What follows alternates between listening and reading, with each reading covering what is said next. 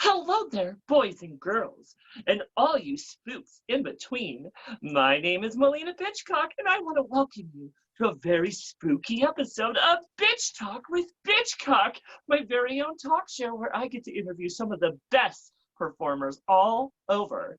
This week, I get my very own spook sister, all the way from Florence, Oregon, the one and only Ana Khonda.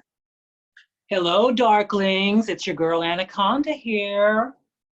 Hello, my dark love over there. Are you surviving quarantine?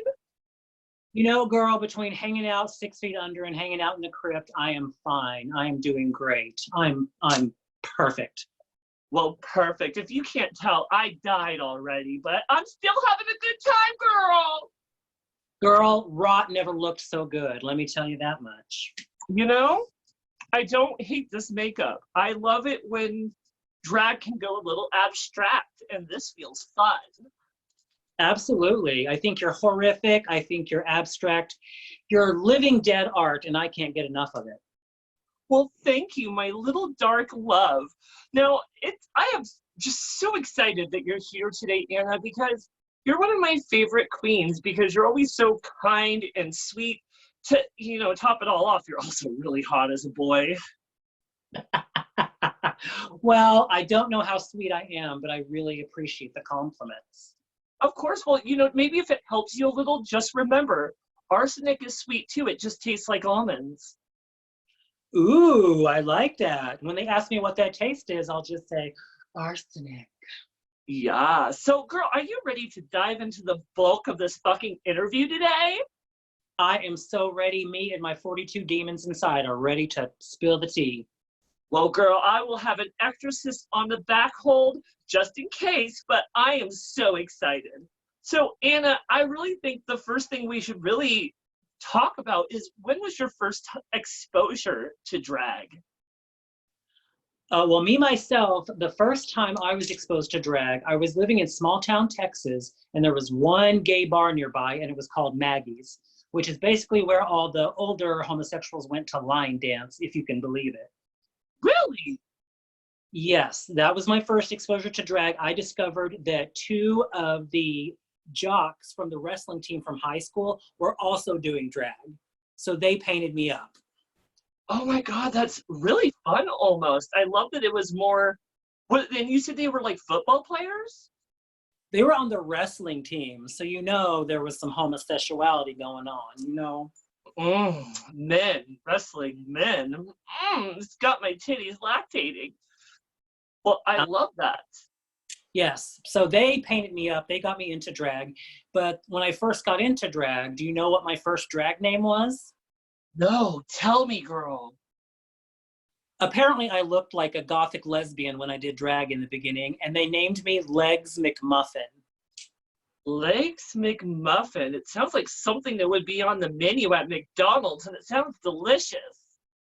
It was moist and ready to eat, let me tell you. Well, I love that. No, well, tell us a little bit about that first time in drag and your kind of experience trying to find your drag persona. Well, when I first started doing drag, especially in this little podunk Texas gay bar, the queens, they would be doing things like Reba McEntire or Tanya Tucker, things like that. Well, then here came this little gothic lesbian chick doing metal. Like I would do Lita Ford, I would do Vixen, I would do things like that. I would do Barracuda by heart because that was really what I consider to be a powerful female would be the 80s rocker chicks because they were so big haired and like take no prisoners and no apologies, no regrets. I love that, girl. And those women of the 80s, I mean, that was such a fantastic genre of time because women really didn't give a shit back then. They were true to who they wanted to be. And if the society didn't fucking like it, they would burn their bras and throw it at them. Exactly. And those 80s chicks, especially the rocker chicks, they didn't care that they weren't a man. They didn't care that they were in a man's world. They were like, we can do this too, and we're going to do it harder. And they usually did.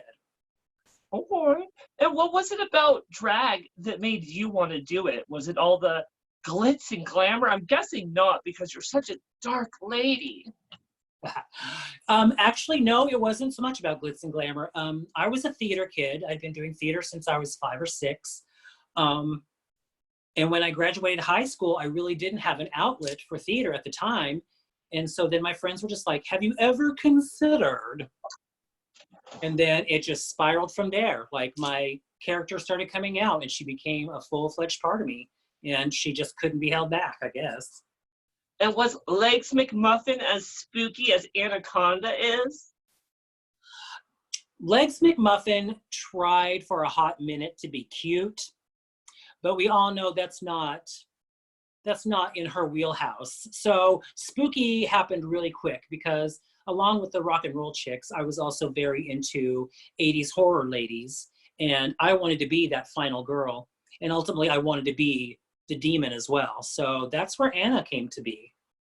I kind of love that you kind of take the polar opposites of the horror genre, the final girl, and then like the demon, and kind of combine them into one person. And I dig it, because for you, it truly works, Ana, because sometimes you don't know if you're going to get this sweet, kind, dark lady, mistress of the evil, or if you're just going to get this sadistic demon that just wants to fuck with your emotions. And that's ultimately what I like. I like riding that edge there. You never know what you're going to get with Ana. The demon may take over at some point, and other times she may help get you away from the demon. But ultimately, the demon always wins. I'll just say that. Yes, gotta love a good demon. Mm-hmm. So, Ana, speaking of, so you mentioned it, you didn't start as Ana Khonda. Why don't you tell me about the drag evolutions from legs, whatever, to Ana Khonda? Yeah, Legs McMuffin did not survive long just because I didn't feel connected to her. I didn't feel she was as authentic as she could be. So that's when I started, like when I came up with the name, I was really into reptiles at the time. And I just happened to be reading a book about snakes, venomous snakes, this, that, and the other. And then I just came across the word anaconda. And I was like, you know, that's not half bad. And anacondas are beautiful, but they can also crush the shit out of you. So that's where her name came from. But then wanting to be authentic to myself, I started thinking, I'm into rock. I'm into edgy women. I'm into horror so much. And I was brought up on Elvira, Rhonda Shearer on USA Up All Night, things like that. So that's where Ana just started developing. And I was like, Ana's a horror chick. Ana can get down with that. Ana will not only like run from the boogeyman, she'll probably also bed down with the boogeyman. So Ana Khonda just started blossoming. You know, we all have to start off in the closet, correct, Ana? And just like any good monster, you find your time to burst out of the closet and scare all the fucking children. Absolutely, that's absolutely correct. And I think that's what I did. Because I don't think small town Texas was ready for Ana Khonda, but they did learn to love her. I get that. Now, especially in Texas, it had to be hard not to only do drag, but to do non-traditional drag, such as, monster drag. How was that for you as an experience? It was, without being too on the nose about it, it was an experiment in terror, because there were times when people, like I would clear a bar at the beginning of a performance because they didn't know what they were looking at. And I didn't warn them. I didn't give them like a little disclaimer or anything like that. I was just like, hey, guess what? Ana's here. She's not a pageant girl. She's not going to do a ballad. She's just going to rock out with her cock out, and you're going to learn to like it. Oh, yes, it sounds so delicious and entertaining. But I do love that, because especially in a world that is so saturated with drag, it's nice to see someone not doing something so cookie cutterish or so traditional. I personally love all styles of drag, because all drag is fucking valid, no matter who you are or what you do with your art. I love that you take this spooky angle and you created Ana Khonda. How would you, let's say in 3 words, how would you describe Ana Khonda in 3 words? 3 words for Ana Khonda. Devilish, mysterious, and if the third word can have a hyphenate, I'll say balls out. As long as those balls are in my face, I'm happy. Well, girl, tell us a little bit about the drag character that we do know now as Ana Khonda.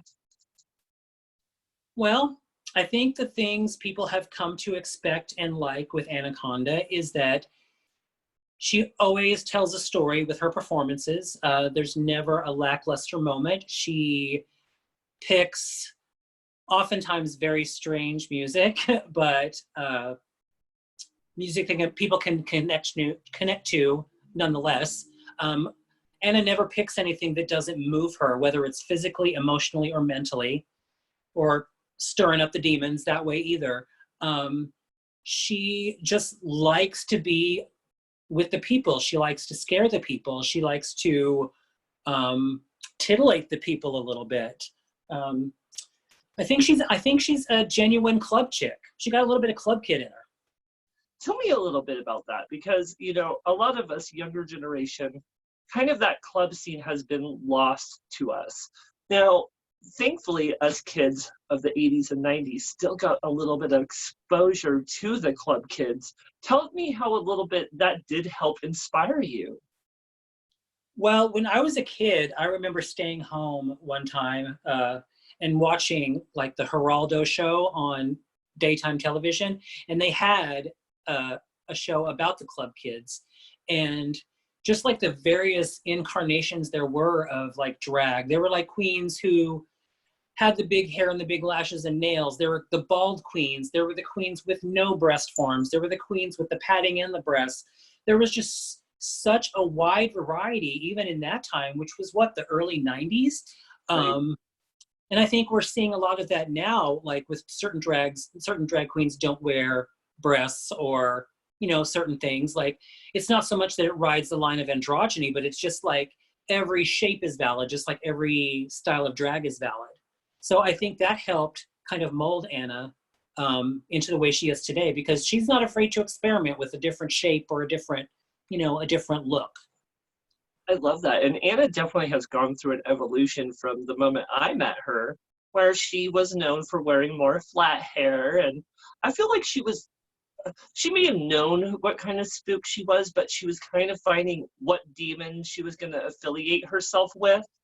And I really feel like from that point to now, we have such a more polished monster. Because, and, you know, I feel like the demons that have possessed you at this point are a little more mature. Oh, definitely. I've been collecting the demons. They've all gathered together and they form a consensus and they pick what the looks are. And who knew? Like, I grew up in a place where they said the higher the hair, the closer to Jesus. Who knew the higher the hair, the closer to Satan? That's something I just recently learned. Oh my God, hail Santa. Hail Santa. Well, Anna, speaking of the darkness, why don't you tell me a little bit what actually pushed you to go with more of the dark side of drag than the more traditional that we see on an everyday basis? Once again, like getting to know drag queens like in Texas, and then when I moved to California, I knew a lot of San Francisco drag queens. And they were all so different. And the one common denominator I found with drag queens, and I love and respect all various avenues of drag. I think drag is an art. And when you look at somebody's art, you're seeing the world through their window, because not everybody's world looks the same. So I always love and respect different types of drag. But it just never spoke to me like high glam drag never spoke to me on a personal level. I didn't think I could convey that across in a genuine and passionate way. So it was just like a series of trial and error, just trying different things. And I kept coming back to the fact that horror was my passion, whether it be the monsters or the final girls. And I was like, why am I not channeling this into my drag? I'm not seeing a lot of it. And I'm by no means the first or the last, but it was generally the first vein of purity that I found. So I just leaned into the horror. I get that. You know, it's funny for me because I have such a strange obsession with horror myself. You do see it within my drag here and there. I don't necessarily consider Maliena a drag monster. In fact, I kind of consider Maliena more of a drag chameleon because she definitely wants to do a little bit of everything. She likes being a clown, and then she likes sometimes playing with glamour. And then, like today, I like going balls to the wall monster and just saying, fuck it, I don't give a shit what anyone thinks of this look because, you know, I feel great. And I think that's the thing you can do with drag, especially with a well balanced queen, such as me or you, or that you can take a wonderful form of art that we do use as drag and almost do anything with it. I agree. The first time I ever saw you was at church in Eugene, and you did high energy, you did glam, you did Velma from Scooby-Doo. I was just floored because you are a chameleon. It's like each number is something else. And that's what I try to do too. You're part of my inspiration for if I do one show and have 3 numbers, you better fucking believe that every number is going to be a different character, is going to be a different something. I love that. And I do remember that first show doing Velma. I believe I did a Velma mix that I made myself. And part of the song that I did what had Neon Hitch's Bad Dog in it. And I ended up like stripping because it was Velma Gone Wild. And that I love being able to do things like that because certain things you relate to certain types of characters. Like you relate to the demons and almost like the final girls. I definitely relate to the final girls, but I also relate to the underestimated girls, like those geeky girls that were so brilliant, but everyone's so quickly to look past them. Those were the kind of characters that really left an impact on me. Like you talk about Scooby-Doo, I could give a fucking shit less about fucking Daphne. I mean, she's the redhead, which I'm usually attracted to. But you give me Velma, I have such an obsession with her. Yeah, I totally get that. And I totally see that in your drag. I remember, I think one of the first times we talked about drag, you were talking about how you were given clownfish. But like, I always thought like clownfish, the thing I always put with you was like underdog. Like you have all this confidence, but there's also this like part of you where you're like, like, is this gonna go the way I think it's gonna go? And it always does. Like you just have that underdog clownfish energy, and I eat it up every time I see you. Thank you, darling. You know, it's hard because, you know, no matter how long you do this, you're still going to doubt yourself from time to time. And that's the wonderful thing about doing Bitch Talk and getting to talk to so many different queens with so many varieties of years under their belt. The queens have literally doing this for 15, 20 something years, still get us nervous as us queens who've done it, you know, 5 or 6 years or even 1 or 2. And it's kind of humbling and makes you feel better as an entertainer because it's like, well, why the fuck am I putting myself down when these other queens doubt themselves just as much? And it comes down to it is we're our own fucking worst critics, especially when it comes to our own art. Absolutely. There was like a time like a couple of years ago when I was doing a few shows in Eugene and I just didn't feel like I was like measuring up to the other queens. But then the more I've gotten to know the queens, we're all in the same boat. We all have those doubts, we all have those reservations, but in the end, we end up appreciating each other so much more because we're not the same thing. Yeah, I hear you. Now, speaking of drag, and once we put on the hair and the makeup and we kind of change a little bit, why don't you tell me a little bit of the personality that is Ana Khonda once you put on that black lipstick and, you know, those evil contacts? You know, I know some queens that like don't particularly like the process of getting into drag, but I love it so much because it's so cathartic. Like each layer that goes on, you're just seeing more and more of, well, I consider Anne to be part of myself. So she's like the Power Ranger of Matthew. I get more power, like the more makeup I put on, the bigger the hair. The contacts always like do something for me because they just alter things altogether. Yeah, I love the process of becoming Ana because it's just amplifying. It's like hooking speakers directly into my soul and just like making this larger than life thing that I don't always get to be, and I don't always have the energy to be. But when it's time to go on, I go on, and Ana, she just takes over. I love that so much. And I love that you actually even referred it to what's one of my most iconic 90s TV shows that left such an impact on me, which was the Power Rangers. And I feel like drag almost does have a reference to that because these kids who are just normal everyday kids find this power within themselves and blessed from someone else that allows them to transform into a mightier and stronger version of themselves. And just like the Power Rangers, when we put on our drag, it's like putting on a fucking armor where we could almost do anything. Exactly. Like, and it's especially poignant, I think, when you think of that analogy along with the Power Rangers, like, and putting on your armor. Growing up gay, for the longest time, we didn't have armor. You just had to hide. Your closet, I guess, was your armor. But now we as drag performers can go out in the world. We go out in public, broad daylight, put on our armor, and we were like some of the most powerful beings like on the planet at that time. And I just love it so much. I agree. And all I have is just a couple of words. It's dragon time! Yes! Well, I love it so much. Now, as we know, you are quite a bit spooky, but would you say that Ana is more sweet like arsenic or shady like the darkness of my soul? Well, can't I be both? I mean, I do feel a large proponent of darkness in my soul, but I do have a little bit of sweetness. But then again, it's easier to catch flies with honey than shit.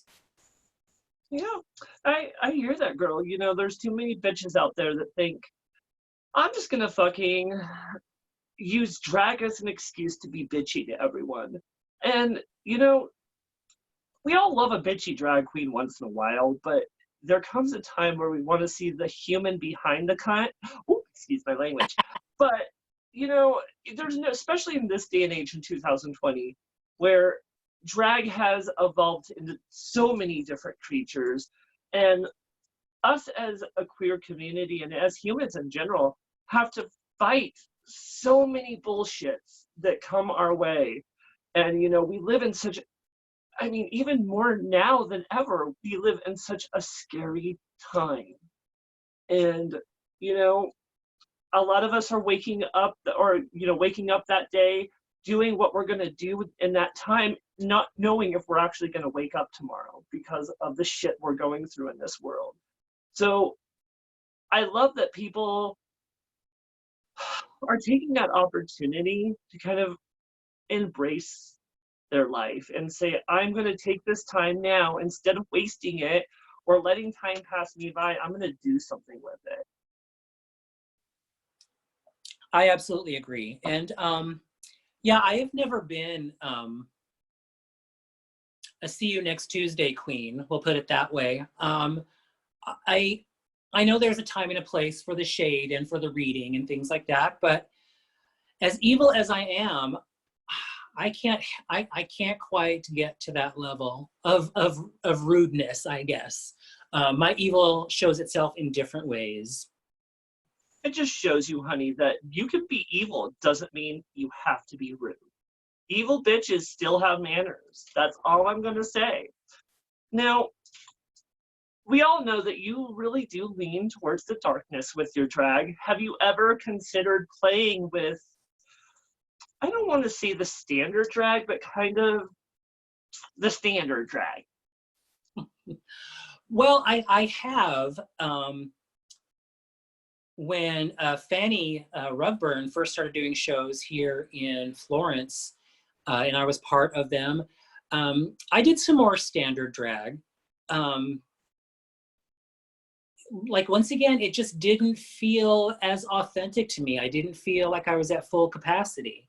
Um, Not that I always have to be completely dark, but my look usually has to be pretty edgy for me to feel as fantastic as I want to feel. I've done Disney numbers in a fanny show, um, but that's not always my thing, I guess. Yeah, girl, you do Disney, like Nightmare Before Christmas. This is Halloween, Halloween, Halloween. Well, I love it, and I love that you can take drag in so many, levels, and the fact that I like that you're more dark with your drag and that you take it to a side that almost makes people think about it. And even if it makes them uncomfortable a bit because they're expecting to see glitz and glamour and glitter, and then this living dead doll walks out, it's kind of an experience a lot of them didn't know that they kind of needed. It's kind of a taste of the dark side without having to 100% convert. Right, exactly. Like, especially in a show with multiple queens, like each queen gives you a little taste of something, and you may not have been expecting it, but you're going to get a little taste of Anna. And most of the time, you'll walk away wanting more. And that's usually a goal of mine. Perfect. And I love that. Always begging, making them beg for more, mama. Now, would you say and consider yourself a drag monster? I would. I really would. I know there are varying degrees of drag monster. Like there are like queens that use prosthetics, which I would like to get into, that kind of thing. Um, I do find myself to be a drag monster more so. I mean, with my look is pretty monstrous, but like my monster is more internal. She's got the demons like stirring around inside there. So I think on the spectrum of monsters, she's a good like 8.5. I love that. And I definitely think you talking about like the inner demons, that's a great kind of description of your drag character and your drag, because I always kind of consider Anna this demon possessed drag queen, and that's part of who she is. She's just a queen carrying many demons with her on a literal sense. Exactly. She's simply she was a girl that just was in the wrong place or the right place at the right time. Got a few demons on board, started nurturing them, and now they just cohabitate. Love it. Now, Anna, you mentioned you had quite an obsession with those edgy vixens of the 80s. Why don't you tell me a little bit of the inspiration that brought to you to kind of help create your own drag persona and your own vixen? Okay. Yeah, there were a few that stick in my mind that helped kind of raise Anna, especially when she was a kid growing up in the sticks in a small town, Bible Belt, Texas. Elvira, of course, she has always been a huge inspiration to me. I used to watch her movie on a loop because it was about a pale, sarcastic, gothic chick in a small town, trying to make her way. Totally relatable. I loved me some Elvira, especially Elvira, Mistress of the Dark, that original movie, and then Elvira in the Haunted Hills. I mean, I could watch both of those movies on repeat. Like, the Macabres are okay. Like, I like to kind of watch her do the movie Macabres, but it was the actual movies that centered on her that were very entertaining because she was a smart, dark vixen. She knew how to crack a joke, and she also knew when to keep it dry. And that's something that I love about Elvira. What was it about Elvira that really like stood out to you? I think, like you said, it was her, not only was she glamorous, but it was her quick wit, her brain. She was smart. She didn't take any crap from anybody. She always had an answer for everything. She was just smart on her feet, and you didn't always get to see that, especially with horror vixens, especially in the 80s. There weren't a lot of brains amongst those bunch, unless they were the final girl. So I always respected that about Elvira. Yeah. And what about like Vampira or I think is it Vampira or Vampira? Vampira, yes. Vampira, and let's say Morticia Adams. What about those fabulous creatures? Oh yeah, I definitely love them. I would watch the Addams Family and the Munsters. I was more of an Addams Family girl because Morticia was the tea when it came to like gothic beauty. She was it. Um, but then I also loved. I'm sure you know the '80s lady Linnea Quigley. She was in Night of the Demons. She was in Silent Night, Deadly Night. She would make movies like Sorority Babes in the Slime Ball Bowl-orama, that kind of thing. Just Mm-hmm. just a dumb, kooky blonde who usually ended up going to the dark side. So she's definitely an inspiration for me. I love that so much. I always have an obsession with horror. And one thing that, of course, one thing we've mentioned in the pre-interview is I like the slashers, psychopath serial killers, where you like more of the haunting, demon-possessed kind of things. But I really liked those horror films that really kept you guessing what kind of movie you were actually watching. Sometimes there's movies that you didn't know if what you were watching was a psychopath on the loose, or if there's actually a demon possessing them and killing people off. Sometimes those horror films that keep you guessing and keep you at the edge of their seat are the most entertaining. And the reason I bring that up is I feel like you can do the same thing with drag. I feel like, especially as a drag monster, you can come out and do a performance that makes people think you're going to go one direction, but you're going to come and do a completely different direction and really fuck with people. Right, exactly. Because there's such a spectrum for suspense and horror. Um, you can definitely add that to your drag life and to your numbers. Sometimes I don't even know how spooky a number is going to get until I'm feeling it. I mean, I will practice it one way at home, and then the music or the vibe or the crowd will hit me a certain way, and then the demon may go big, or the demon may just be a subtle little whisper in your ear. And that's part of the reason I love drag so much. I love it. Now, tell me a little bit about your drag style. What kind of looks are we to expect from Ana Khonda? Oh, Lord, Lord, Lord. Okay, well, Ana Khonda, if she had her way, she would wear a micro mini, a ripped up t-shirt, a biker jacket, and some huge ass hooker boots and just work her way down the corner. But there are times when um, she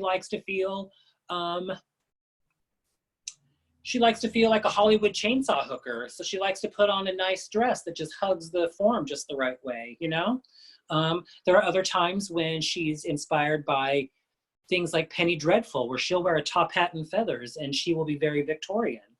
Um, I think all the demons in her head and in her soul are from different eras. And so every once in a while, they'll just like peek out. No, and that will happen. I love the one thing that I like about drag is you can take clothing, you can even take pieces of clothing and create a very unique look with it. And you can take very modern pieces and then mix it with a few little individual things that makes it look very Victorian or very dark and like Dracula-ish. That's one thing I feel like you do a lot that really stands out to me, and why I have tended to just fallen in love with you is you kind of take these things that would either be considered a masculine thing like a vest or a blazer or a top hat or not even wearing a wig, and then you mix it with a little bit of dark feminism, and it creates this balance of darkness, but it plays with gender at the same time. So at the same, in some of your performances, I think you tend to scare people and turn them on at the same time, and they don't know how to react. Thank you very much for all of that. And that's kind of what I like to go for. I like to ride that line so much because I think ultimately endorphins are endorphins. Whether I'm turning you on or scaring the shit out of you, you're going to feel something. Something's going to get hard. That's all I'm saying. Rigor mortis. Mm-hmm. Well, there are a lot of amazing horror icons out there, Miss Ana Khonda. Some of that have really stood out to me, of course, is Elvira. And then like Freddy Krueger, Jason, Chucky, all of those amazing horror icons have really left an impact on us. Have you ever tried to bring any of those icons to life with your own drag? I certainly have. One time, well, a couple times actually, I brought out a Mrs. Voorhees meets Jason motif. Uh, Itty bitty booty shorts, a wide open flannel shirt, a hockey mask, nice boobies just hanging out, just kind of like gender bending Jason, I guess. I've done that. I have done a Freddy Krueger look where had complete glove sweater and had a giant, lovely red and green ball gown bottom, which I love doing. Yeah, I always like to bring my favorite icons into play, not exactly like they are, but certainly as if they've taken over Anna's body for 3 minutes. I love it. And one thing that I know you've done in the past that I know has scared the audience and made all the drag queens scream is you brought to life the Exorcist on stage, didn't you? I really did. That was something I had been dying to do, but I was terrified to do because I didn't know the reaction. And I ended up simulating projectile vomiting across the audience, and the crowd screamed, which was exactly what I wanted. And they didn't walk away, so they were in the mood to be puked on. So I think it was a success. Well, didn't you do it like in a fun way with like that spray string cheese or whatever? And you're like, oh yeah, it was bright green silly string just going all over the place. Yeah, yeah. I love it. And I think doing those fun, edgy performances, like I said before, that the audience isn't quite expecting, but really secretly wants, are the things that really excite them. And doing something like The Exorcist and puking all over them and hopefully masturbating with a crucifix if you did it right, it really just does something that they really didn't know they needed.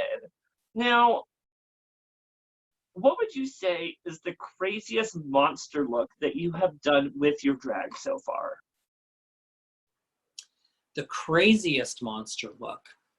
I don't know. I'm pretty crazy today.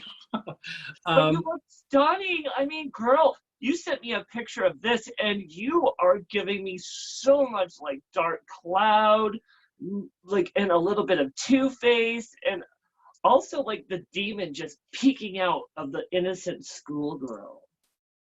Oh, well, thank you. I appreciate that. That's totally what I was going for. I think my freakiest monsters, gosh, I don't know. I feel so protective of all my baby monsters that I bring out. I certainly did love living my Freddy Krueger fantasy because he has been my dream man since I was 9. So I think I love him.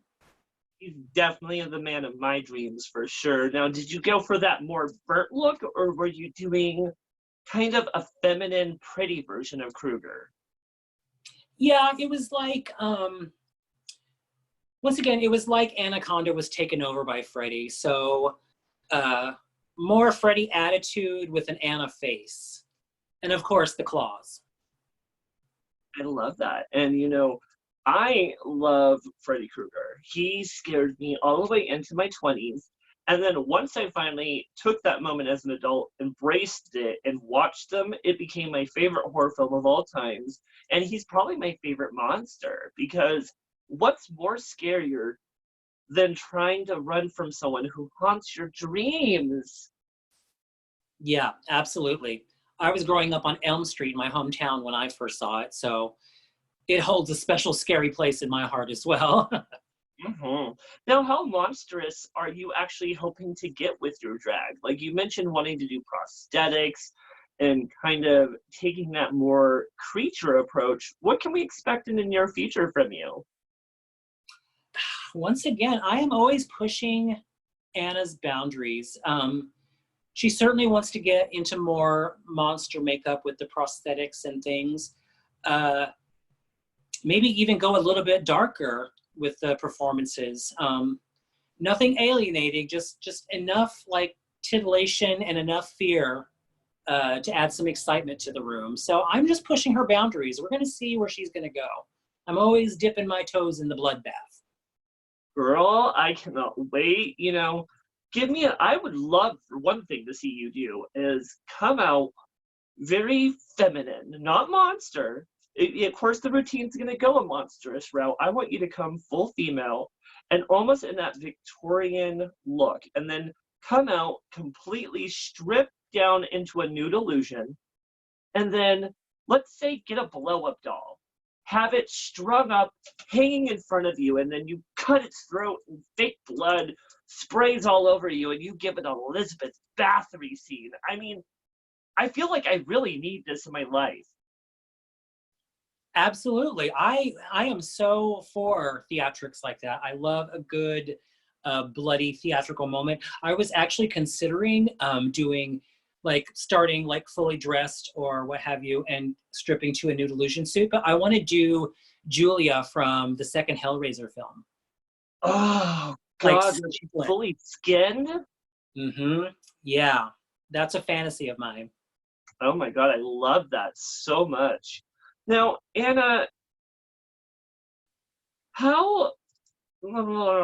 sorry, losing my space with giant eyelashes. So what can we expect from an Ana Khonda performance? We've only kind of got a few sneak peeks of the dark side. What are some other things we can kind of expect from you on stage? Well, I feel that Ana brings to the stage, like I had said before, a fully well-rounded 3-minute story. Ana does not pick a song that does not move her, like I had said, so the energy is always there. She's always very interactive with the audience. She doesn't like to stay in one place for too long. Got to snatch those bills and snatch those souls. You can't just stand there. I feel I help up the energy and I darken a room in the best possible way. I think Ana just likes to turn the party on its head, especially going a complete 180 from what you just saw before. It's like, once again, that guessing game. I like the guessing game. I get it, girl. It's always about just kind of surprising the audience and kind of doing that shock factor. And, that's part of our job is if an audience comes to a show and they can predict what we're going to do, it's not going to be fun for them. So we always want to do something that's going to keep them on the edge of their seats and keep them guessing. Now, what would you say, do you ever like to bring the shock factor to an extreme to stage at all for the audience? Like, would you ever do anything crazy like stapling money to yourself or doing yoga on a bed of nails or even maybe lip syncing while being suspended by hooks? We had discussed this previously, and I spent a lot of time in San Francisco, and I used to attend the Exotic Erotic Ball.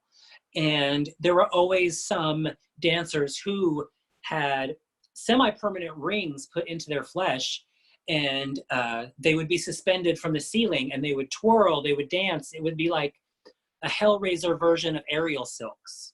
Oh my gosh, that sounds so cool. But the rings are like almost permanently there, like almost the character from The Cell when you see that scene, and his back has those just rings throughout them. Exactly. That's what I often think about. And that's often what I think about wanting to do because, one, I have an unnaturally high pain threshold. Number two, I find odd power and comfort in being suspended. So I think that would be a great way to perform and to up Ana's game. I would love it. As I mentioned you in the pre-interview, as I would love to see you do a suspension performance where it's half an actual suspension demonstration where they're getting you hung up, they're getting you there, but once they actually get you on the hooks and you're safe and sturdy, the music starts and then your head pops up and your eyes are glowing and you start just lip syncing as you're hanging there. I mean, I see so much raw power in performances like that because it's doing something for the audience, but it's also doing something for you as a performer because you're living your most pure, raw self. Right? And it's things like that where you're actually using your purest artistic voice. Like if it's something like that that brings such power forth, there can't be anything wrong with it. That's magic on stage. That's what that is. Absolutely. Now, you're a spooky whore, and you tend to bring the dark side to us. Do you ever try to bring comedy to the stage? I think I do. Once again, my comedy tends to be Black comedy. Sometimes the things I find funny, other people do not. So I have to find a way to fine tune my jokes so that everybody can get it, because I want comedy to be accessible. There's nothing worse than flatlining comedy. So yeah, I like to bring a bit of comedy, but it just has to have there's a little bit of a razor blade in that apple. Well, tell us a little bit about that razor blade. We all love some dark humor. Like, tell us a little bit of some of the jokes or some of the things we can kind of expect from you on stage or around you in drag that you would consider being humorous. Well, it's always fun to do a show with Fanny because we feed off of each other so much, and we both claim ourselves to be easy targets for each other because we are so different in our drag. So I find buddy drag comedy, especially when it's like basically a literal yin and yang, one of us is dark and one of us is light. So our comedy always tends to work out that way. I enjoy a little uncomfortable comedy. If I mention like dark things from my past or what have you, once again, this is a little bit of the razor blade in the apple, like surrounded by sweetness, but there's that little dark nugget of truth that you can't help but laugh about, because if you don't laugh about it, you won't survive it, that kind of thing. I love it. And I love that there's always a dark element with you, Ana. Now, would you say Ana Khonda is also a sexual creature on stage? Like, even though there's that element of darkness, there's also that element of sexuality, I feel like. Absolutely. She is a monster, but she likes a little touch. She's very tactile. She's very seductive. Evil can be very seductive. That's how they turn the light side to the dark side. There's always that purr of the engine, the sexual energy constantly bubbling underneath. I mean, you know as well as I do, in drag, you're under pads, things are tucked, things are taped, things are strapped down, but like you still have that core of like sex, just earning to break out of the cage. So Ana is definitely a sexual creature.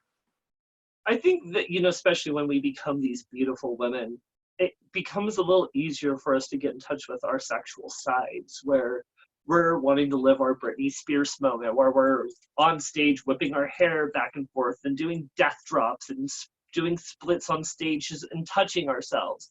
But, I also think it's a chance for us to feel confident about ourselves and feel sexy about our own bodies that we may not in normal lives. Because, as we both know, Ana, our boobs and our hips are not tend to be real, but it's usually foam or silicone or things that we add to kind of change our shapes of our body. The moment that we kind of put that on and we get on stage, we can kind of feel more comfortable with our sexuality than maybe we would in real life.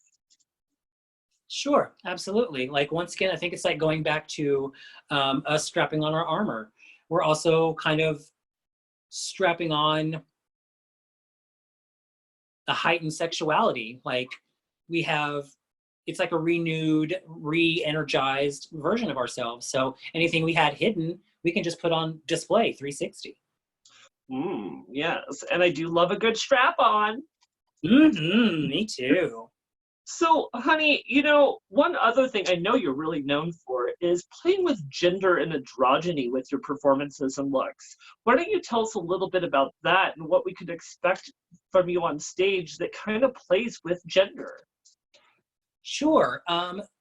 There have been times where I've played where it's the simplest thing of not padding, not having breasts. Sometimes I just feel a sleeker line is what the moment calls for. The same thing with going without a wig, just being bald. I think there's power in that as well.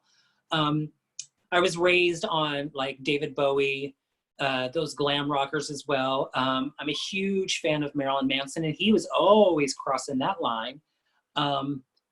Whether it was male or female or just some blurred creature in between, I feel there's a lot of power in that because there's less definition and less lines you have to stick to.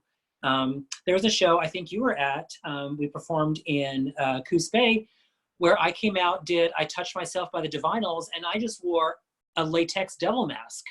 And I was feeling fully my fantasy because that was what the song dictated to me. I love it. And you know, it's funny, that was actually the first song I ever performed in drag ever, was I Touched Myself by the Divinals. I love it. Yeah, so I love that you kind of wanted to do that with your drag also, but you took it in a place that made people maybe question their sexuality a little because they see this beautiful creature on stage and they can't really pinpoint a gender. It's like she's feminine, but she's also masculine at the same time. And it really allows a person to almost think about sexuality and think, well, I find that sexy, so does it really matter what they have between their legs? Exactly. And I think that's the world we're living in. So I think it's important to bring to light things like that, where there doesn't have to be one specific thing or the other. It's great to be open. Openness is good. Absolutely. I always have things open, especially my legs. Ooh. Well, girl, you've also mentioned to me that you have quite the theater background. Would you say that that background in theater has helped you with your drag? Absolutely. I think it's very important. I believe it's very true that when you put on drag, it brings to light who you really are. It amplifies you. But I think it's also very important to know who your drag person is, and especially as an entertainer. So I believe like all of the theater that I've done and experienced certainly lends itself to making Ana a more well-rounded creature of the night. I love it, girl. Now, you have mentioned quite a bit that, of course, you're a spooky girl. How has the horror culture of the 80s and 90s actually impacted your life and helped you inspire your character a bit? Well, I think it's plain to see when it comes to Ana's version of beauty. She's very stuck in the 80s because she likes the big ratty hair. She likes the punk rock makeup. She likes the punk rock clothes. If she can find a shoulder pad in something, she'll wear it or staple it to herself. But it's those 80s girls, like once again, like with the rockers attitude and the final girls attitudes. That's what I grew up correlating to female empowerment. And ultimately, I want that to be part of Ana's legacy, is that she's a very powerful, well-spoken, strong-willed woman. So I think the 80s horror genre definitely is the major influence there. So when you're watching these horror films, were you rooting for the serial killer or the demon, or were you rooting for the final girl? Ooh, it just depends. Like you said before, I like to be both. To this day still, though, I do love when there's a messed up ending to a horror film. I don't like the good guy to absolutely win. I want to know the evil is still out there. And nowadays, there are a lot more messed up endings to horror, which brings me an unearthly large amount of joy. And I'm not sure why. Probably a therapist needs to dig into that, but I'm just going to embrace it because it makes me feel good. Well, I could probably tell you why. It's because real life doesn't tend to have happy endings. As film and cinema always tries to manipulate us to think that no matter how hard and bad things happen, in the long run, it's going to end up in a positive. But that's not how fucking life works at all. In fact, real life is more horrific than what we see in television, because more times than others, it's going to end with an unhappy ending. And, you know, that's one reason probably why you find those less unhappy endings more satisfying for you, because it's more realistic. That makes a lot of sense. I've never heard it put that way before, but that absolutely makes sense. I know both you and I have been through, some shit through our lives. So that may be a reason why we lean into horror as well. That certainly makes sense. And I certainly feel that horror is a process of therapy as well. So yeah, I agree. I fully agree. I have a lot of struggles with my mental health and just feeling good certain days. And, sometimes I'll wake up and I literally feel a sorrowness deep inside myself that won't go away. Now, I feel like horror, it allows you to get in touch with several different things, from either the inner anger that you don't necessarily feel comfortable getting in touch with, to maybe being able to relate with some of the victims and say, well, I do have these aspects, but maybe that makes me more of a victim and less of the predator. And it kind of allows you to rethink things and kind of think what direction you kind of want to take life. Now, with horror, I am kind of curious. What kind of horror films were you always attracted to, Anna? I'm always into the supernatural. I started experimenting with horror as a young child. My mother would, I would say I would want to watch a specific movie, and she would be like, I will watch it first, and then I will tell you the next day if you're allowed to watch it. And it started with things like Dracula, the Wolf Man, things like that. And then I remember I saw a trailer for The Exorcist, and I wanted to see it so badly. And so she watched it one night, and I was so excited the next morning to go and talk to her about it. I went running into the kitchen. She turned around and she said, no, not until you're 50. Well, that movie pushed so many boundaries when it first came out. It scared grown fucking men. And the things that movie went through to capture the pure rawness and some of the pure horror of it actually happened. Like, the actress that played Reagan, Yes. she fractured her back during one of the scenes of where it's flopping her back and forth on the bed. And then her mom, the actress that played her mom in the movie, she had a minor concussion because the harness pulled her back too hard and actually slammed her into the wall. And these scenes that actually hurt these actresses and actors are actually what are used in the movie that we see today. Right, exactly. And it was through, I finally saw Exorcist at a slumber party. Sorry, Mom, I saw it 2 weeks later. But that kind of ushered me into the horror I liked. I love supernatural things. I love the demonic stories. That tends to be the horror I go to. What supernatural element always excites me a little bit more than others. I hear you. And as we were mentioning in the pre-interview, I tend to love the serial killer because it's a little more realistic. It's something that I guess is a little more scary, because you could have this friendly neighborhood guy that works at a preschool and seems like a nice janitor who's friendly to the children, but underneath it all, he's taking them to a dark basement and cutting them with razor gloves and killing them one by one. There's always a dark side of humanity, and the wonderful thing about horror is it brings that dark side to the light for people to see. And I kind of love more horror films that keep you guessing, is this going to be a supernatural? Is this going to be a killer film? Or is the fucking victim imagining all of it?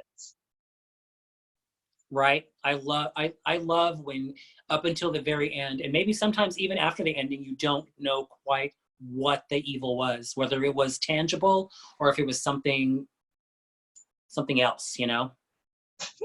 You mean like the awful, awful, awful, awful, and I'm sorry if you liked it, awful horror film called Babadook? That we all know the whole time the bitch was just fucking insane. There was no monster. Right. Yeah, that movie was about grief, okay? Like, Yeah, which is a monster unto itself, but let's be real. yeah. You know, we watched that movie and I'm like, the monster was never actually there. There's no monster. I mean, as you said, there is because it's grief, but there's no actual carnation of a creature coming into this movie. It's actually more what these people were going through and kind of the imprint that it was pushing on other people. Right, exactly. Now, have you ever actually considered educating some of the younger generation about horror? There's wonderful shows like on AMC, which is with like Eli's Roth History of Horror, where it really dives into horror and why horror had such a big impact on our culture. Have you ever considered educating the youth of maybe queer horror? I absolutely love that idea. I would love to do like a podcast like that where I get to delve into the history of horror, specifically queer horror, because not a lot of people know about it. Not even people my age know a lot about it. I definitely recently on Friday nights I do Ana Khonda's Dead Time stories on Facebook Live, and I like to not only tell scary stories, both personal and like campfire tales. I also like to discuss horror films I've seen that people should check out, horror literature they should check out. And I would definitely like to delve into the history of horror because I don't think a lot of people know it. Well, horror really has a lot of important aspects. You know, it allows you to talk about things that may be uncomfortable for an average being. You know, like you know, there's movies like let's say I'm trying to think of one that's really deep. Um, I don't really necessarily like the inner feeling of the movie, but let's say like the movie Teeth. I love the movie, but I also don't because it really paints females in a negative way. I hate the idea of them saying like vaginas have teeth in it, but there's also a very deep level of that movie that was very important. If you can get past kind of the degrading part of the movie, there's also a finding your feminism and finding your sexuality and not being scared of your sexuality. And those are the things to kind of focus on in horror because a lot of the times it's too easy to say these horror films are attacking women or are kind of being derogatory towards a certain genre or a certain type of people. And it's not. Horror always has a purpose. Horror is highlighting things that the maybe culture's not ready for or really needs to see. Absolutely. It literally puts a magnifying glass on those little horrors that people may not be ready for. And along the same vein of like what you're talking about, the ultimate goal of the movie Teeth was, that's why I love Ginger Snaps, because it is about female sexuality and female empowerment in the best possible way. I love it. And you know, a lot of those movies, you know, one of my favorite horror films to this day, which I consider very artistic, is American Mary. And American Mary is about a journey with a woman who ends up being sexually assaulted by her college professor. And she takes a very dark journey on finding herself, where she really experiments with body modification, experiments with major surgeries, and really dives into a world I don't think she ever knew she was going to get into. And there's such a beauty to it. And like you said, it's one of those movies that don't necessarily have a happy ending, but it's very artistic and beautiful. And it just keeps you really hanging on every thread of those, like the lines and the scenes and everything.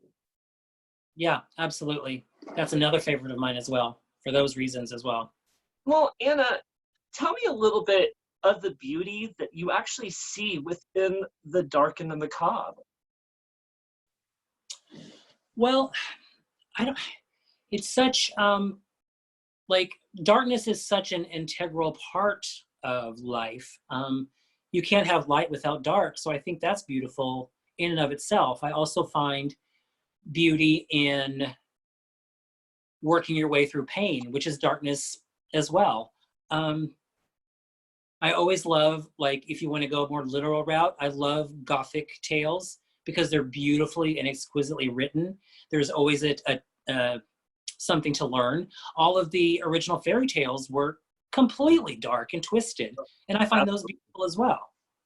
Oh my God, I love all the original Grimm fairy tales that sadly society has twisted to be more happy ending-ish or suitable for children. But I mean, the original tales were gruesome and dark. I mean, Cinderella, the stepsisters cut off their heels and toes to try to fucking fit in that shoe. Right?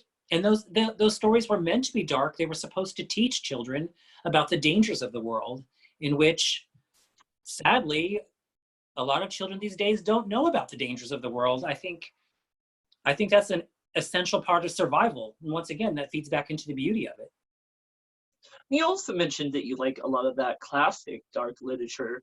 How did you feel about like Edgar Allan Poe and some of the stories and short poetry that he created? I have a large book of Edgar Allan Poe stories and poems on my bookshelf in my living room. When I was a kid, I was introduced to him. I went to the public library when they used to, they would check out records, like large vinyl albums. And one of them was Edgar Allan Poe's The Telltale Heart. And that was one of the first things I ever listened to that just scared the shit out of me. So Edgar Allan Poe, he has a special place in my heart because his literature is so gorgeous and beautiful and terrifying. And what's your favorite story he's done so far? Or, well, done? Um, Probably The Telltale Heart. I love that. Yeah, that's probably my favorite one because that one still scares me to this day. I get it, girl. You know, I really loved as a kid reading stories like Edgar Allan Poe, even tales to like read in the dark, like that new movie that just came out. I remember those original books that came out that were really creepy and scary. I remember reading the one about the spider that came out of the girl's cheek, and those were the things as a kid that kind of made it exciting for you, like watching things like Tales from the Crypt, or that necessarily were still appropriate for kids to watch, but also had that really edgy and dark element. And things like that, I feel like being able to be exposed to stuff like that has allowed us to really get really creative as performers and artists because we see these things, we take them how we perceive them, and then we kind of give our own perception of it and kind of give our own version of what we consider that as horror within our performances. Yeah, absolutely. I agree. Those stories were certainly fuel for the fire for me as well. Now, one thing you mentioned before, Anna, is that you have such an obsession with the paranormal. Will you tell me a little bit of your connection with the paranormal and what that's meant to you? Yeah, I certainly have experienced some things in my life that to this day I cannot explain, um, nor do I particularly want to. I like the idea of never fully knowing everything that's out there. I do not find comfort in all-knowing aspects of the world. I don't like things being rationalized away. Uh, it may be because I find the supernatural elements of the world a bit magical. I feel like that helps solidify the idea that there is still magic in the world. And I certainly would rather live in a world with magic, whether it's spooky magic or not. I would rather live in that world than live in a world where everything's rationalized away. I get it.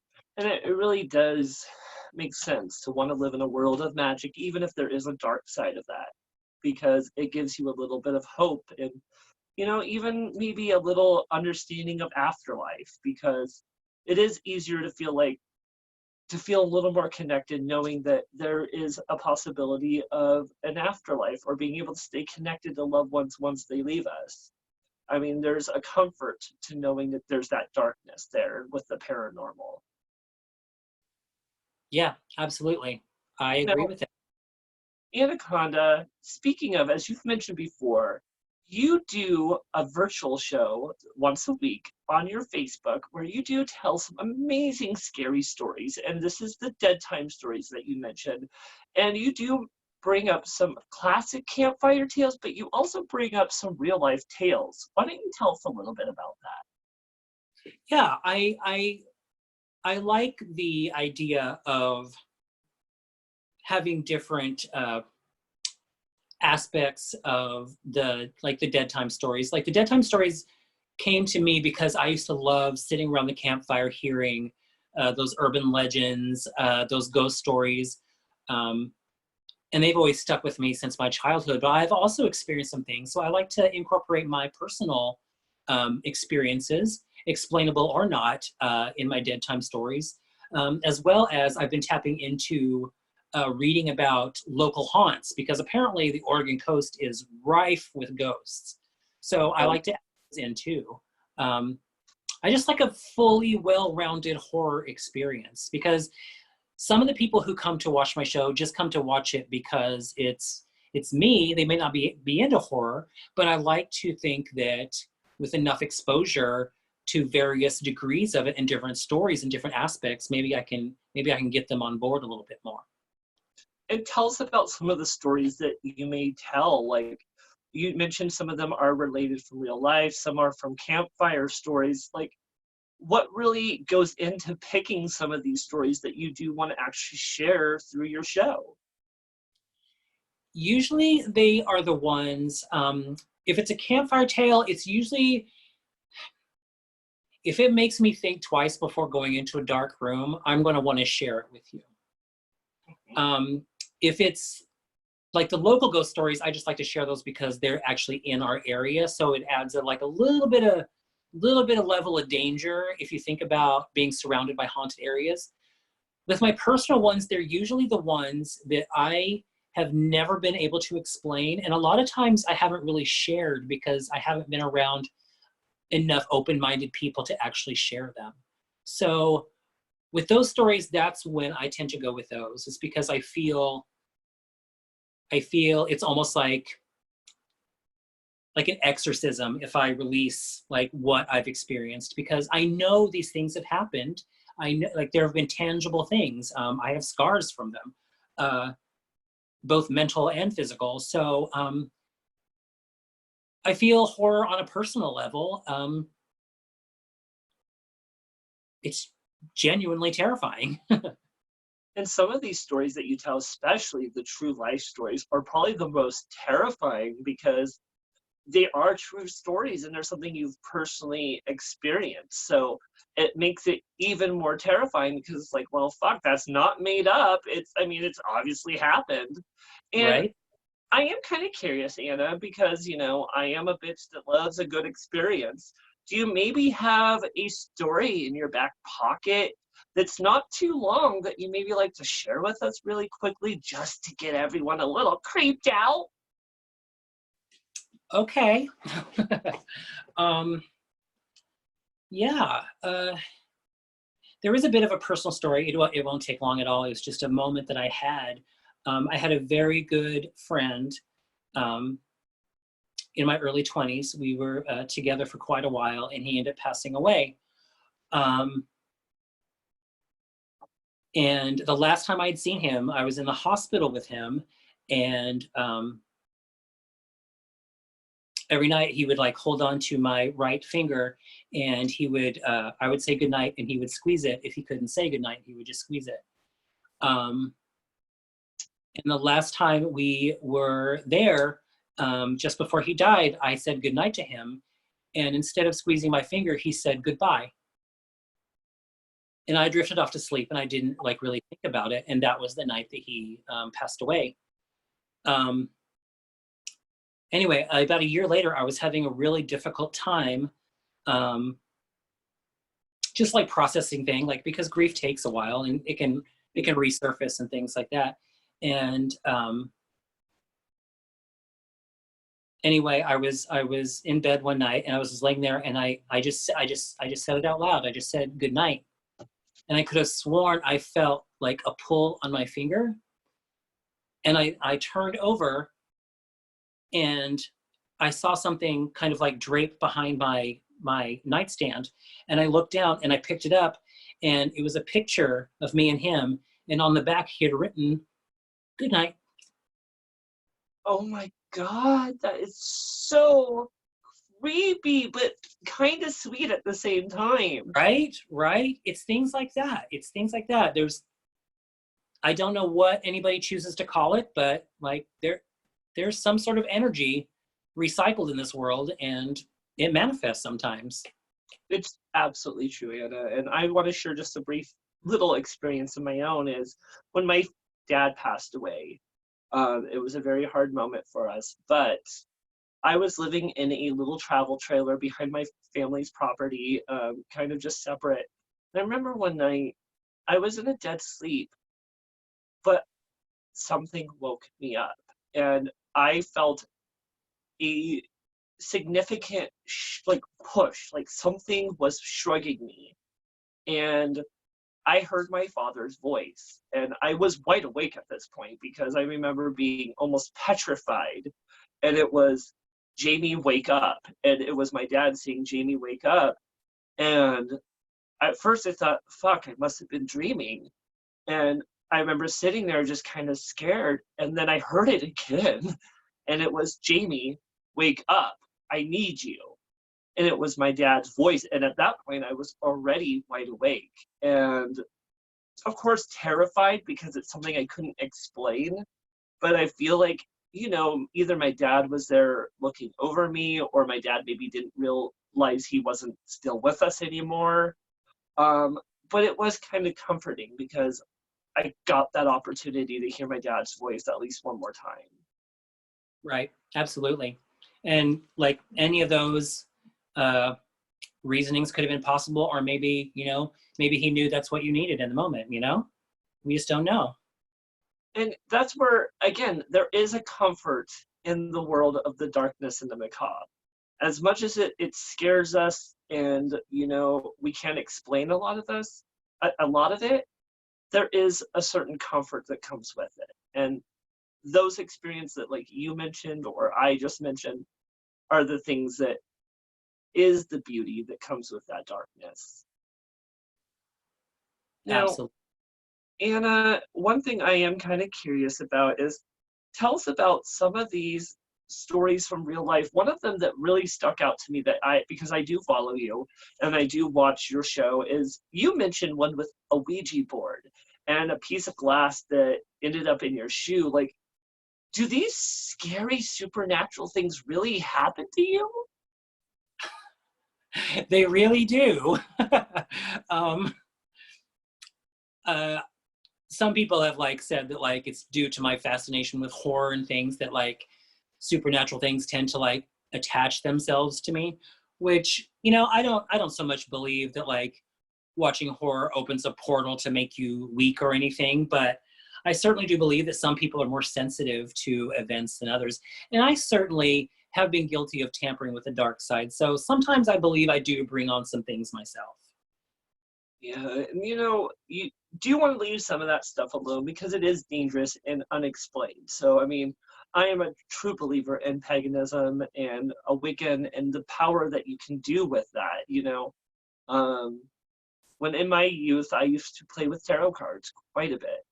And I never understood the full power of the tarot deck once until I accidentally dropped it one day. And 3 cards fell out. And it was Death, the Tower, and I forgot what the other one was, but it represented darkness. And it was really scary because I think it was like 5 days later that 9/11 happened. That, you know, I thought back just like, well, fuck, that 3 cards fell out. One of them was the Tower, which, hello, and then the other was Death. And those kind of things, especially, it could have been a coincidence, absolutely. But there is a power out there that is unexplained, and it is creepy, it is unexplainable, but there's also such an attraction for people like me and you that just wants to know more and more about it.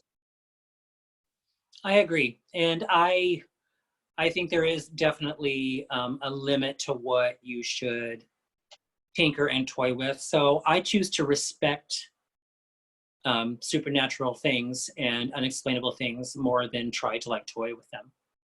Yeah, and you definitely shouldn't be toying with a lot of those things, especially Miss Ana Khonda with the Ouija board that explodes and gets a piece of glass in your shoe. And if you don't know that story, please make sure to tune in to Dead Time Stories, hosted by the one and only Ana Khonda. Absolutely. Perfect. Now, what does it mean to you, Ana Khonda, to be able to get in touch with your more monstrous side in drag and actually have the audience eat it up? That is one of the most satisfying things I can think of experiencing, because I know, um, like before, I know that spooky is not everybody's cup of tea, but it certainly makes it all worth it when I am fully giving what I believe to be my purest, most authentic Anna self, and people actually um, respond to it. Like there's nothing greater than that. Like, because you know you've not necessarily converted somebody, but you've opened somebody's mind. So I love that. I love it. And what makes you unique from other drag monsters? Um, I think my specific drag monster voice is distinctly my own. She's such a hybrid, like you said earlier on, where like I'm just this cross section of the final girl and the monster. Um, I choose to blur that line, and I don't think that often happens. Um, I think through both my personal experiences and my drag experiences, I think um, nobody else matches Anna's energy the same way. She's a very specific creature. I get that. And you do drag mostly within a small town here in Oregon called Florence, which is a coastal town. And, out there, to be truthful and be real about it, there's only about two of you drag queens that within your drag scene. How does a small town such as that handle such a dark vixen as yourself? You know, they have been surprisingly receptive, especially with like I said before, Fanny is such a Broadway Disney queen, and I am such a dark, horrific dominatrix. It's like putting chocolate in your peanut butter. It just somehow works when you mix them together. Um, I don't know. I think Anna does have a fan base here in Florence. I was going to say that she probably couldn't do a one-woman show because that's probably too much darkness for Florence. But you never know. They do seem receptive. Even the heterosexual men tend to like Anna, which is very bizarre to me. I bet they do. Mm-hmm. That girls have more fun. Mm. True. Well, and I love that. And I love that they've been very accepting to who you are as a performer and a drag queen. Now, the other thing that, again, makes it a little easier for you, as you mentioned, is you're not out there alone in Florence. You actually do have your best friend and, the bitch that really gets you in a lot of trouble. It's, the one and only Fanny Rugburn. I am kind of Mm-hmm. curious though, because as you mentioned, you're a lady of darkness and she's more of a Disney princess, Broadway queen. How does that dynamic between the two of you actually work? You know, we've known each other for so long that we basically know what makes each of us tick and what inspires each of us.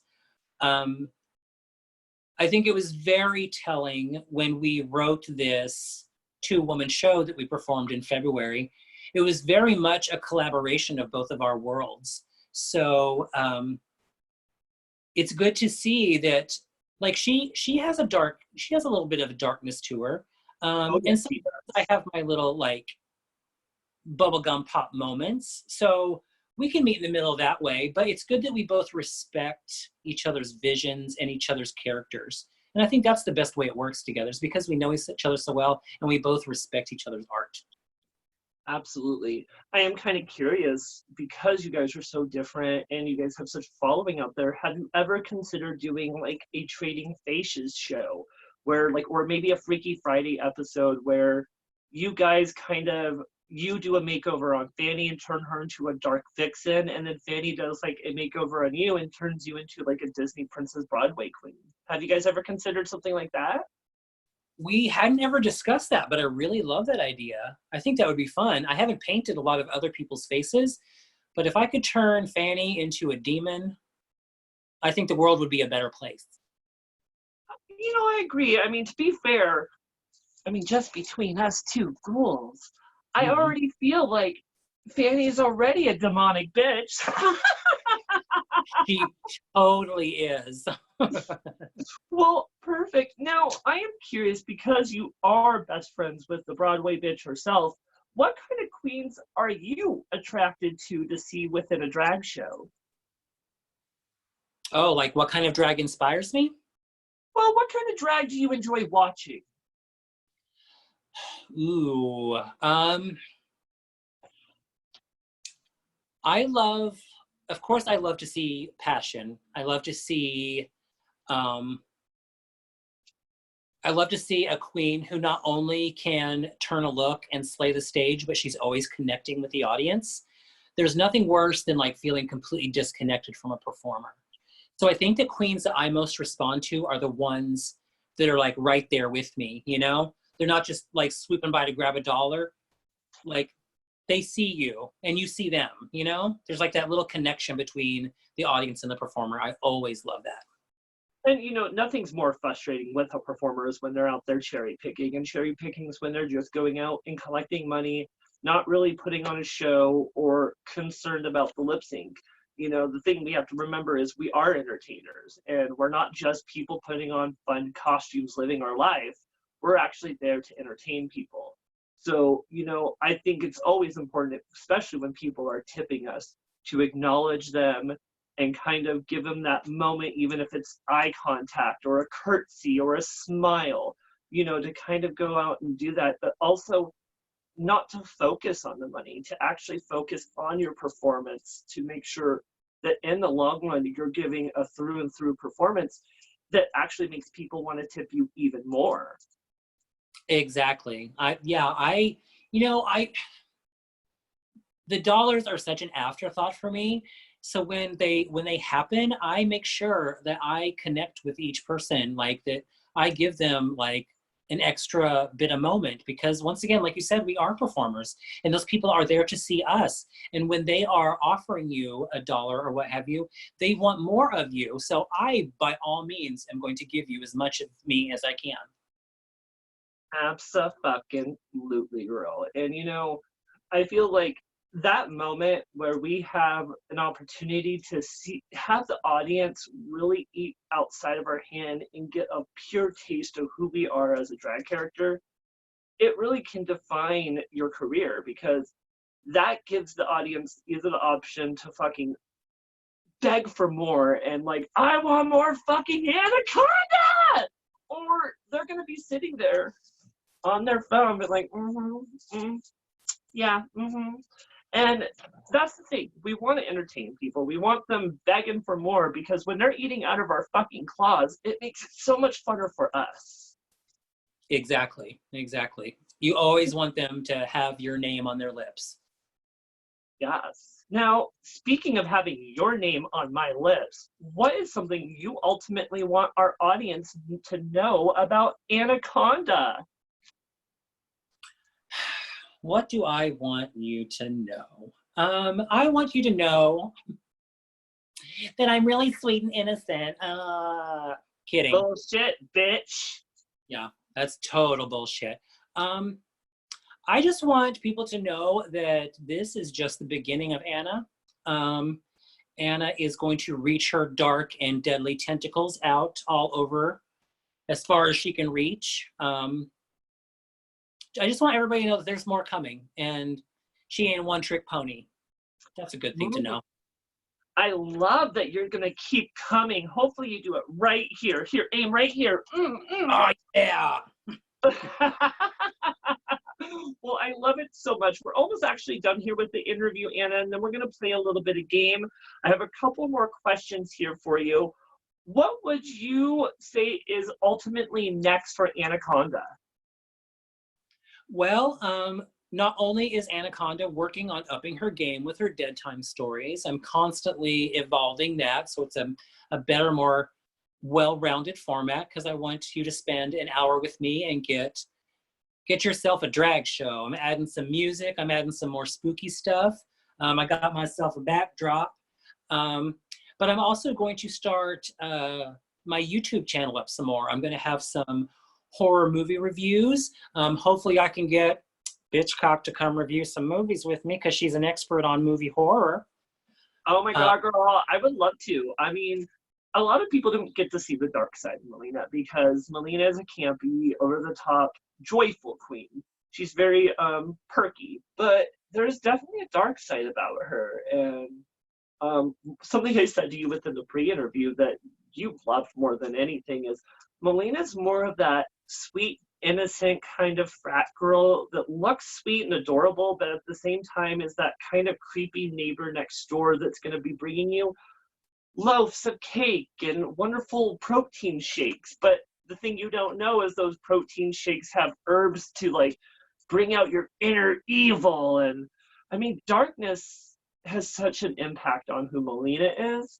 She just doesn't really get a lot of opportunities to show this side of her. Exactly. She's got 3 stories of suburban dreams, but she's got a very dark basement. Well, absolutely. And, you know, the horror culture has had such an impact for me. It's like something I would love to do with you in the future is, again, do a podcast where we talk about queer culture and queer horror. I mean, there's so many amazing queer horror films, from like Nightmare on Elm Street 2 to Sleepaway Camp to just Hellbent, which was a queer slasher film. And a lot of the queer community isn't even aware that these movies actually exist. Exactly. I take it very personally when I find out that people don't know about the queer horror, as well as like the 70s and 80s classic horror. That's why I find it so amazing that so many of these younger baby queens actually respond to Ana. They may not get her references right away, but they're willing to ask and like learn and be educated about where Ana's coming from, because that's a whole huge 45 years of cinema that they haven't experienced. Absolutely. Now, Ana, speaking of horror and, you know, dark drag, would you ever consider going on Dragula? I would love to go on Dragula, not only because I just respect the fuck out of fellow horror queens. I would just be in awe constantly of the craft that is brought forth so much. I think I told you in the pre-interview, the only thing that like worries me just a little bit is the filth aspect. I don't think I'm quite as filthy as some of those girls, but I think if I was pushed, I could get pretty filthy. Well, you know what? How about this? I have a great suggestion. You come over to my house. We'll just play around. I'll teach you how to be filthy, honey. I can do a few things that will really get you lubed up. Ooh, I'm down for that. You can be my filth wizard and teach me all the ways of the dark, nasty force. Yes. Now, I am curious, like, if you were to go on Dragula, do you think you would be able to survive the eliminations? Absolutely. Like, not once has there been an elimination that has made me flinch. So I think, Really? and it quite like, I know a lot of people may say this, but like, I literally have yet to find something that scares me. See, you know, the one elimination that really fucked with me was the one that they did with Monique Shame and Erica Clash, where they shoved those fucking piercing needles, and not just one or two of them, like 15, 16 fucking needles, getting bigger and bigger the more they go. I'm like, Right. I can handle like 1 or 2, but fucking 15? Fuck that bullshit. Yeah.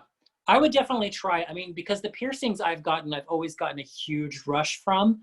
So I would like to think that I could keep that high going, but that would certainly be a test of wills because I don't know how many of those I could endure. Absolutely. Now, Ana Khonda, we only have 2 more questions before we move on to our games and then say our goodbyes to everyone. The one I really feel like is important to ask is the fact that you've known me, Maliena Bitchcock, for almost 4 years. Tell me, do you have any fun or crazy stories working with the one and only Bitchcock? I will tell you a story. It's once again, it was the show in Coos Bay at Sky Bar where we were doing together. And I don't know if you got the sense that like my nerves were getting the best of me or whatever, but you came by a couple of times with your vape pen and you said, "Here, girl, take a hit.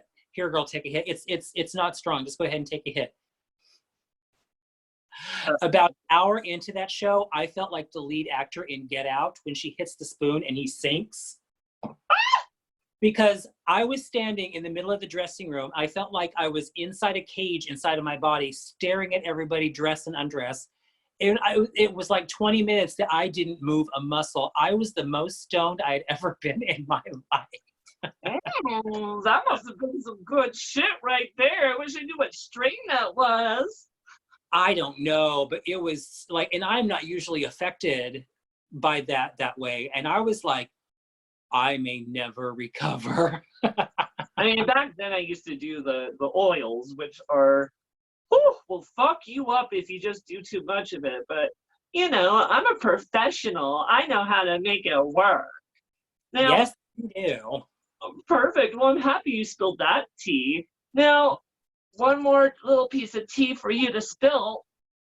What did you think about your experience on Bitch Talk with Bitchcock? It has been a blast. I think we have uncovered many dark secrets and definitely worked our way through a very dark carnival ride, and I love it. And I love your rotted tits. Oh my God, this whole thing, I left it out for a week and let it spoil and get green, and now it feels all juicy. Love it.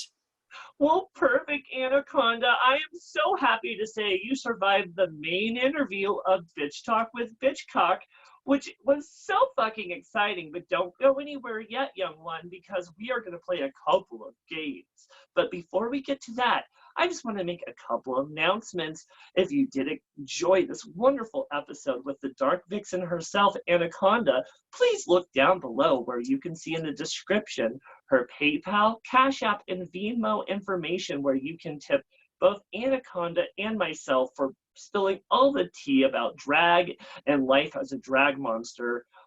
Again, you don't ever have to tip me as Maliena Bitchcock if you don't have the opportunity, but if you do, please tip the one and only Ana Khonda. She put a lot of work into looking amazing and spilled all the tea for you today. Again, tips are always appreciated, but never mandatory.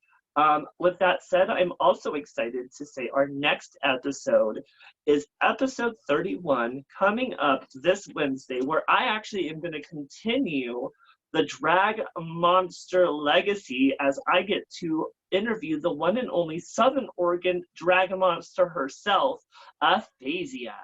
Now, me and this bitch have known each other a very long time, and we are going to spill so much tea. So, with that said, Miss Ana Khonda, you want to play a game? I'm ready. Hit me with it. Well, I have 2 of them here. I figured the first one will do just to get you lubed up. Do you have any alcohol over there?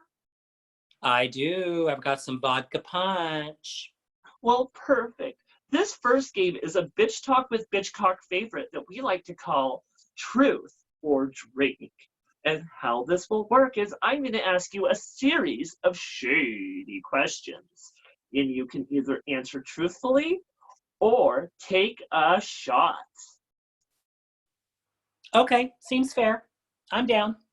Perfect. For round 1, I figured we should really get deep with it. and ask you, how do you feel about all of these drag queen performers wanting to fucking kai you?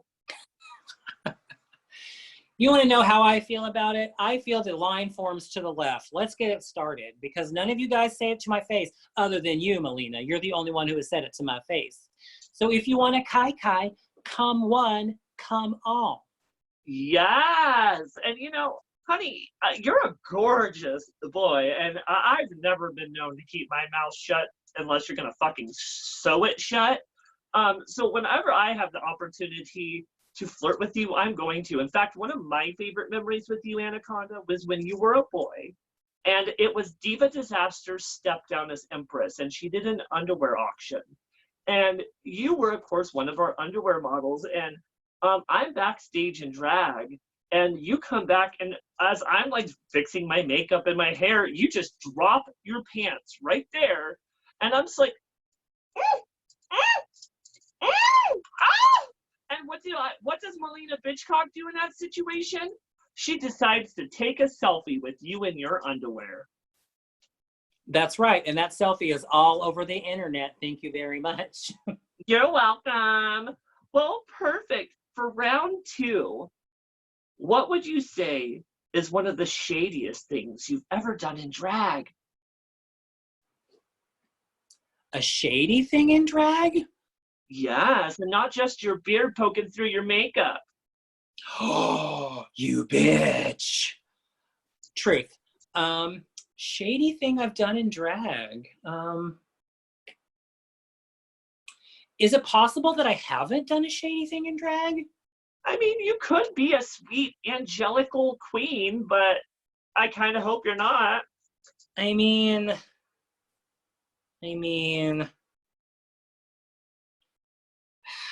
well, I honestly don't think I've done a shady thing. Then take a drink, bitch, because if you're not going to spill the tea, you're going to take a shot. All right, here goes. Yeah. Well, perfect. Now let's go to round 3, as I want you to tell me about your worst drag performance flop. Oh my God, girl. Okay, well, I will double barrel you with this because one of them happened here on my home turf. It was during one of Fanny Rugburn's sister act where she brought queens from other places. And I was performing, I think it was my last number. I was doing a number in some new like platform boots. And I jumped down off the stage and I'm like, da da da da, living my life. And I straight up tripped so hard that I tucked and did a somersault and hit the back of the theater. Oh my God. Could the audience tell you messed up, or did you just play it off like a professional? Well, I popped right back up and kept the words moving in my mouth. So I think they thought it was part of the show, but inside I knew I had really like fucked the duck. It was bad. It was bad. Oh my God, don't fuck ducks. That's just weird. I know. Way too tight. Oh my gosh. Well, perfect. Let's go to round 4, where we're going to talk about if you were to go on a sleepover. So if you were to go have a sleepover with a handsome gentleman caller, would you prefer to spend your evening on the top bunk or the bottom bunk? Spill the tea. That is a very personal question. I can't believe you're asking me such things. I don't know why you would say such things, but I love the bottom bunk and I'm not going to be shamed for it. Oh, girl, enjoy that bottom bunk, because I'm going to be sitting on the top bunk having a time of my life. Talk about a slumber party massacre. I'm down. Ooh, something's going to get massacred for sure, and I have a feeling it's your ass. Like I said, bring it.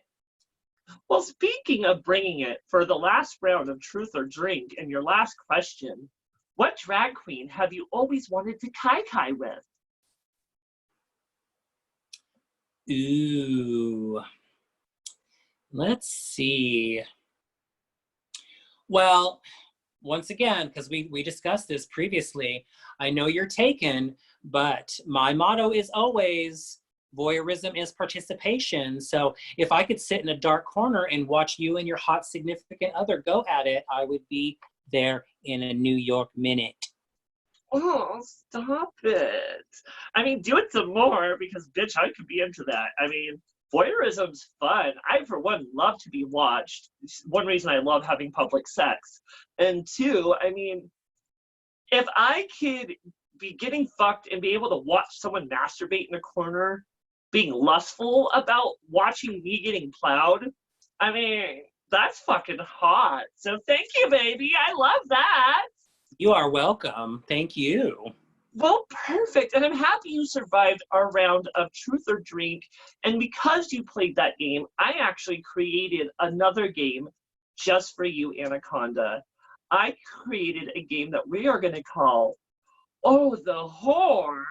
Oh, the Bore. And what's going to happen is I'm going to list a couple of horror films or maybe some horror icons. And you're going to tell me, oh, the horror, it's amazing. Oh, the bore, it's fucking awful. I love it. Let's go. Perfect. First and foremost, round one, we have the Disney horror itself, The Nightmare Before Christmas. Oh, the horror. Love it. Love Jack Skellington. Love everything about him. Oh my gosh. I will say that Sally was such an inspiration for me as a drag queen. Like, who doesn't want to be able to fall on their ass and be able to pull themselves right back together? Seriously, I love her too. That movie's epic, iconic. Perfect. For round two, the one and only 80s queer classic, Sleepaway Camp. Oh, the horror! I love. Now, did you like the original Sleepaway Camp or like 2 and 3 that starred Bruce Springsteen's sister as the serial killer? You know, they were all pretty good, but I will stick to the original for sure. I was exposed to that movie at an early age, and I think it scarred me in all the best ways. Well, I mean, speaking of exposed, the ending scene of that movie is a female head superimposed on a naked male body. Right? Oh, the horror Yeah. of it all. Yes. Okay, for round three, I have a feeling this is the man of your dreams, the one and only Freddy Krueger. Oh, the horror! Give it to me, Freddy Daddy. Yes. Would you sleep with Robert Englund? Yes. Then, now, and always. Now would you want him in or out of Freddy makeup? Best case scenario, full Freddy drag with the knives and everything. Oh my God! Like, this is where you're gonna see a really dark side of Bitchcock, and I'm sorry, but like, full Freddy face, full costume, his claw hand grabbing my throat as he's pounding me. Into it. Yes, absolutely. Okay. For round four, the mistress of the dark herself, Elvira. Oh, the horror. Yes, love her. She is my inspiration. She is my goddess. She can do no wrong. I love her to death. Oh my goodness. Talk about a double D winner. Okay. How about the film that no one maybe ever heard about? Just the one and only, The Exorcist. Oh, the horror. That movie is such a slow burn and so messed up. It still freaks me out to this day. So A plus plus plus, upside down cross, upside down cross, upside down cross. I love it. Oh my gosh. It's definitely one of the most terrifying movies that a lot of people have seen. My mom would not let me anywhere near that movie. So one time, me and all my friends, after Boy Scouts, went over to my friend's house, Stephen, and watched it. And talk about a regret. I was a teenage 13-year-old boy, like, what did I just watch? I'm fucking, Yep, same here. I saw it way too early in age. It's definitely left an imprint on my psyche. Well, perfect. Now, how about the mom that really scared us all? The one and only Mrs. Voorhees. Uh, I have. Oh, the horror. I have such a new respect for her. Right before the quarantine went down, I got to see on the anniversary of the first Friday the 13th, I got to see it on the big screen again. I never realized what an amazing horror icon she is. Oh my God. In fact, I have Betsy Palmer's head right here after getting decapitated by Alice, aka Adrienne King from Friday the 13th. I thought she looked familiar. She's lost some weight. Well, absolutely. One secret I would love to tell you, Ana Khonda, is I actually am very good friends with the final girl of Friday the 13th, who played Alice in #1 and was killed in #2, Miss Adrienne King. I actually got to go to a wine vineyard out in Southern Oregon where she has a wine label called Crystal Lake Wine. And she did on Friday the 13th, an outside screening of Friday the 13th, and we got to watch it with her. There is nothing not fabulous with that story. I am so jealous. That is ridiculous. Well, you should definitely look up Crystal Lake Wine, and if you ever find yourself out in the Applegate area, hit me up and I will tell you what vineyard you need to go to see if you can actually meet her, because a lot of the time she goes out just to the winery and autographs the wine bottles for her fans. That is amazing. I would love that. I love those movies so much, especially the first two. So I would love that. Well, perfect. Well, we only have a few more questions before we say our goodbyes. For #7, we have the 90s horror classic that really redefined horror, the one and only Scream. Ah, the horror! Oh, I was obsessed with the Scream movies. Oh my God. The Scream movies just like encapsulate my time in California for me. Those movies were an addiction and a definite revelation of horror. I loved it. And it was actually one of the first horror films that I enjoyed as a teenager. I remember being so scared of horror, and then my brother said, "Why don't you just watch Scream? It's not that scary. And here, I'm going to turn it on for you." And turned it on, and then decided to leave me alone in our country home as I'm 11 years old and watching a horror movie that takes place in the country, of course. And I'm just like, but strangely found it so entertaining, and I was so obsessed with it because there's something about Scream that really redefined horror within the 90s. Absolutely. It was a complete turning point for horror at that point. It kind of reinvigorated the slasher genre. So I respect it for that too. Well, speaking of kind of doing horror as we know it, how do you feel about for #8, the TV show that we do know as now as American Horror Story? Oh, the horror. I love that show. I love that every season is something different and something new. Some seasons I like better than others, but What's your favorite season? ooh, I would have to say my favorite season is Asylum because I think it's the darkest. It's probably one of the hardest for me to watch, for sure. Yeah, it is intense. Yeah. I was definitely a fan of this last season that just came out of 1984. Mm-hmm. Anything that really goes with the slasher scene and then kind of recreates it really is going to stay in a special place within my cold, shriveled heart. And I definitely loved this last season. And I was also a huge fan of Hotel, where they, actually took some inspiration from the original murder hotel from I hope I say this right, H.H. Holmes. And, I love that they kind of took a little bit of historic history and kind of recreated it. Yeah, I loved Hotel as well. It was very gothic and very beautiful. Definitely my tops. And I am kind of curious, because there are such amazing shows like American Horror Story. Have you ever familiarized with a little show on Netflix that is also an anthology series called Slasher. No, I have not seen Slasher. So, girl, get your ass on Netflix tonight. The first season was fucking amazing. It's filmed out in Canada, and every season is about a different serial killer. And it's definitely an anthology series that takes some of the actors from each season and then recreates them into new characters.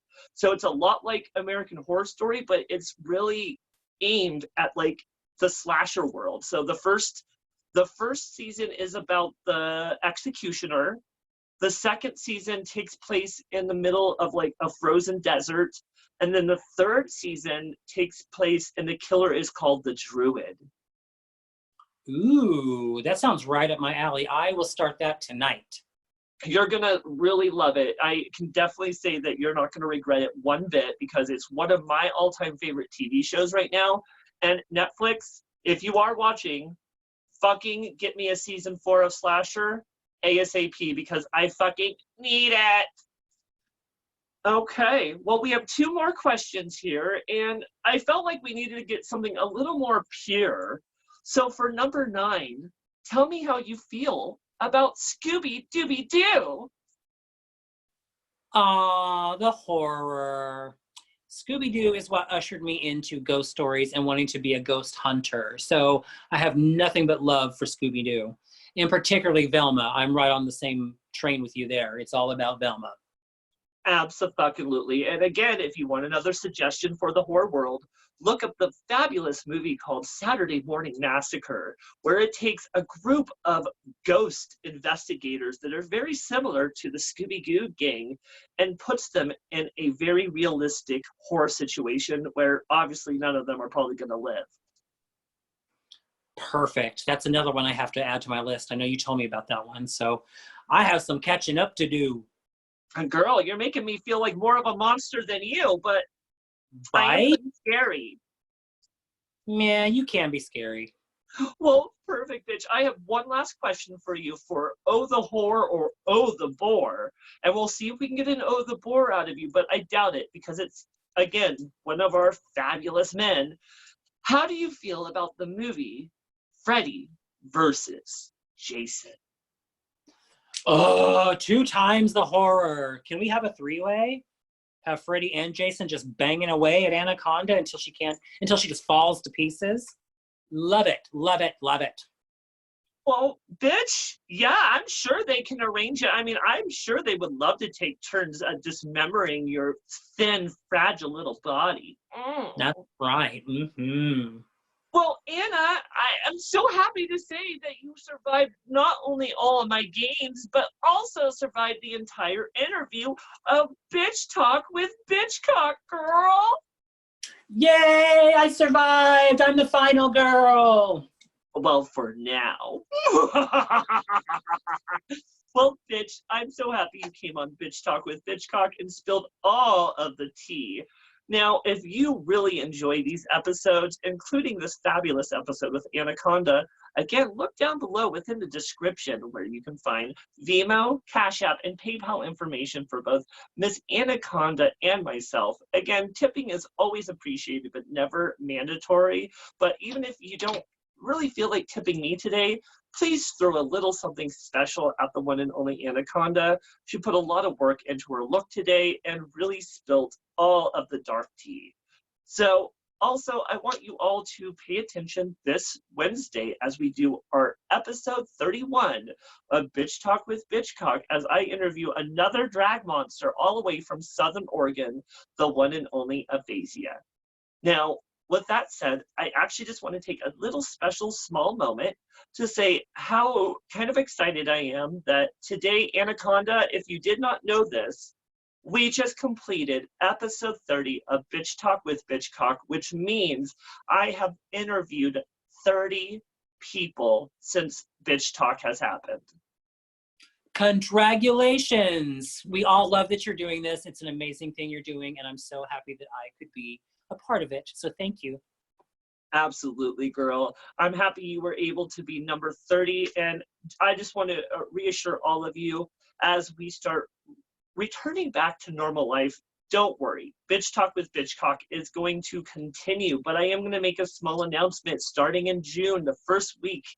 After the first week of June, we are going to be switching Bitch Talk with Bitchcock to 2 times a week, just so Bitchcock can finally breathe a little more. We are going to switch this to Mondays and Fridays.